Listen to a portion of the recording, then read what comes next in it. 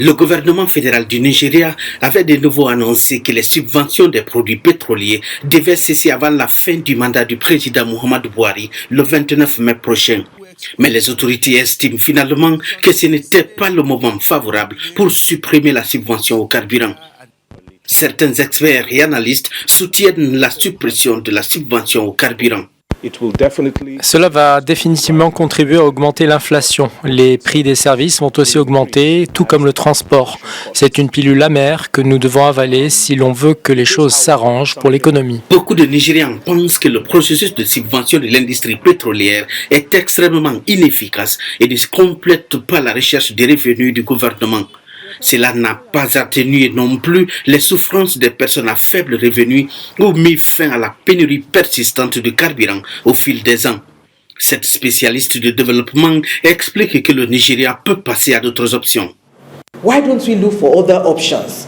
Why don't we look for other ways where there are leakages? Pourquoi est-ce qu'on ne pense pas à d'autres options? Pourquoi on n'essaie pas de trouver d'autres moyens pour arrêter les évasions fiscales? Les détournements de fonds par les entreprises représentent des sommes colossales. Il y a aussi la corruption. Il faut trouver des moyens de faire face à cela. Leakages in terms of corruption, leakages in terms of even the high cost of governance.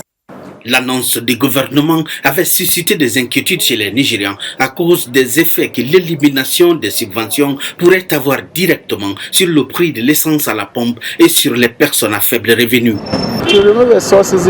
Supprimer la subvention sur le carburant n'est pas un problème. S'ils disent qu'ils supprimeront les subventions et nous aideront, c'est une bonne idée. Mais s'il y a suppression sans que rien ne change, sans aide et soutien, ça ne va pas. Le Nigeria subventionne son industrie pétrolière depuis 1980 suite à la décision de la société d'État, la NNPC, de fixer le prix du pétrole en fonction du marché mondial. Ce système qui pèse de plus en plus sur le budget de l'État reste un sujet de controverse au Nigeria, première économie du continent africain depuis le début des années 80.